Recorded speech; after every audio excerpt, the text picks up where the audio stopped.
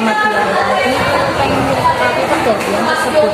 Jakarta tragedi keseluruhan Stadion Kanjuruhan Malang Selasa sekawan Oktober 2020 maternan seorangnya 125 wong.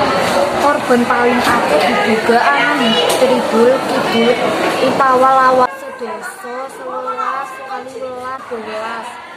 Tragedi iki berbuntu dawalan kuwi berujung pencopotan sacaca anggota Polri Kapolres Malang AKBP Ferry Hidayat lan ana 9 personel Primap sing dinonaktifkan. Saiki Polri tengah memeriksa polisi sing diduga melanggar kode etik terkait tragedi Kanjuruhan.